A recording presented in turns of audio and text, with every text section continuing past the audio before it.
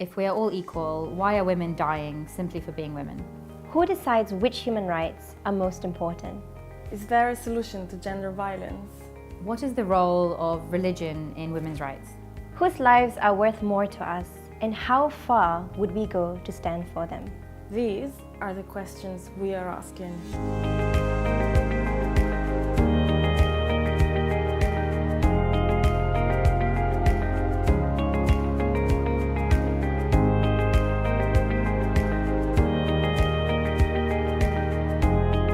I mean, I've been involved in thinking about women's rights from when I was 10 years old, 11 years old, 12 years old. And I remember I took a trip to Afghanistan alone. When I was in Afghanistan, I met with a lot of activists, judges, lawyers, professors. And I was just curious, what do you think about women's rights? What about this? What about that? The war on terrorism, this and that. From there, I met a young lady, and she said, Natasha, you're sharing some very interesting perspectives on Sharia law and women's rights. Where are you getting this from? And I was studying at the time, so of course I was getting it from my professors and the books that I was reading. Then it dawned on me, wow, there's so much that we can share and we can exchange. There's so much that's already been done by women leaders of the past that we can bring forth today. I went back, I started university and made an announcement. Okay guys, I think we should do something like this. There's an activist in Afghanistan who's very, very interested in gender equal interpretations of Sharia law. What can we do?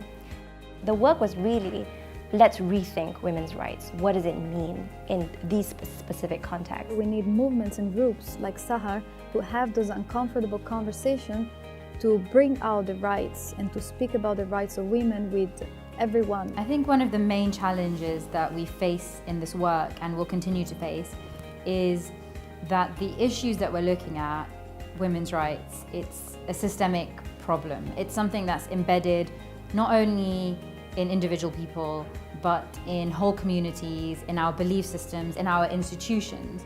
Being a young female lawyer, I think really is a big challenge. So I went out looking for meetings, for conferences, for these discussion sessions. I basically inserted myself in there because I felt we as women have so much to add to the discussion. There's a gender perspective that's wholly missing.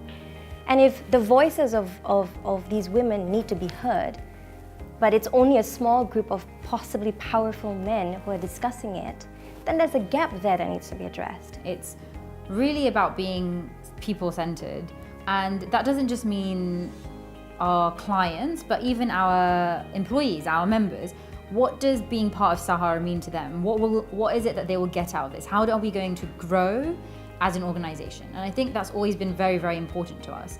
And recognizing that when we say we would like to give a voice to women around the world, that means a range of women, whether that's our employees, our clients, our partners. So that's always been a core part of our work, and I think it will continue to be as well. Our work is about changing mindsets, using new theories, being creative and innovative. A good example is the work that we've done in Afghanistan, where rape victims, for instance, are blamed for when rape happens to them. So they face multiple barriers on their way to justice, from the police station all the way to trial. If you see the rape victim in a certain way, why do we see that?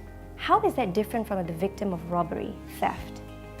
And once we identify those distinctions, we know that there is a gender bias going on here. And if we could remove that, how would we see this victim?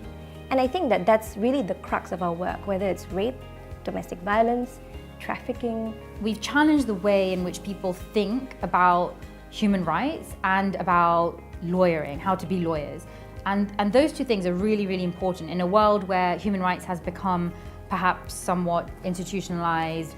It's sort of embedded everywhere. You hear about human rights all the time. So I think what we're doing is really important because we're challenging how those concepts are understood. What does justice mean to people on the ground? What does it mean? What it could mean to this woman would be very different to what justice means to this woman. And those are the kinds of questions we're trying to ask. And I think we've succeeded in asking those questions in certain contexts. So we've also read hundreds, 500, 600, 700 books and journals, and we've taken the best of those pieces of work and done, whether it's capacity building, training, working group discussions, sharing circles, litigation, law reform. We've used that in all these different areas of work. We have been working with rape survivors, women rights lawyers, women in prisons, wives of men who have been disappearing, sex workers, domestic workers, community leaders, and religious leaders.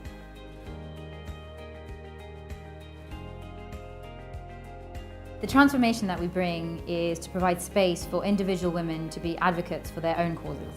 We'd like to think we create a space for women's voices to be heard, no matter where they're from, no matter what their background is.